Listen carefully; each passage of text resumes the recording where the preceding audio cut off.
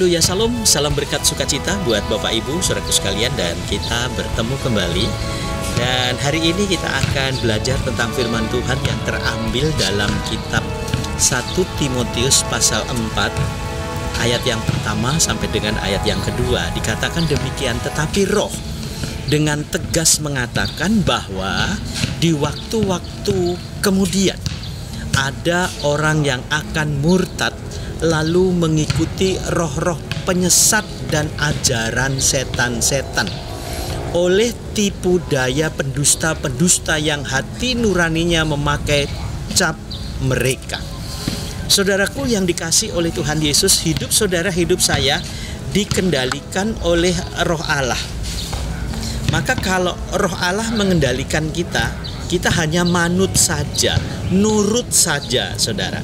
Karena pada saat kita menuruti apa yang dimaui oleh Roh, maka berkat dari Roh, berkat dari langit, berkat dari Allah itu sendiri yang akan dicurahkan buat kita. Tetapi kalau kita mengingkari kehidupan kita tidak pernah merasa puas dengan apa yang kita capai, kita tidak pernah merasa puas dengan apa yang kita miliki, kita tidak pernah merasa puas dengan apa yang saudara raih.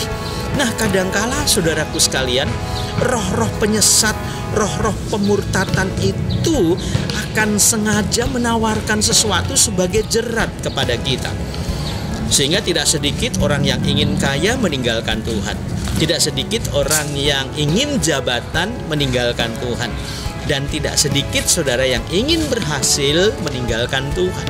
Dan tidak sedikit juga saudaraku sekalian, gara-gara wanita, gara-gara pria meninggalkan Tuhan dan akhirnya murtad. Kehidupan kita selanjutnya seperti apa? Kehidupan kita, saudaraku sekalian, seperti buah yang jatuh dan kemudian pecah, dia membusuk. Hidup kita pun sama. Rohani kita akan jatuh, terpuruk, dan akhirnya berbau busuk di mata Tuhan. Karena itu memang tidak diperkenan oleh Tuhan. Karena murtad itu membelakangi Tuhan. Dan ini sangat tidak disukai oleh Tuhan. Maka kalau kita memiliki sebuah keyakinan yang sungguh-sungguh, keadaan apapun kita tidak akan pernah goyah. Kenapa? Karena Tuhan ada di pihak kita.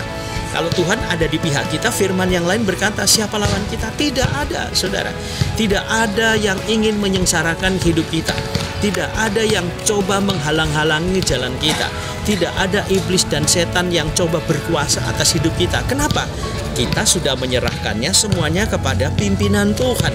Nah, kalau kita menyerahkan kepada pimpinan Tuhan, maka apa yang kita jalani ini, saudara, akan terus dan terus mendapatkan satu kekuatan yang baru buat hidup kita. Sehingga hidup kita semakin hari semakin kokoh, semakin kuat, tidak mudah digoyahkan oleh tipu daya iblis yang coba merayu dan coba mengganggu hidup kita. Yakinkanlah saudara bahwa Roh Allah tetap kuat dalam diri kita. Sukses buat saudara, dan Tuhan Yesus memberkati.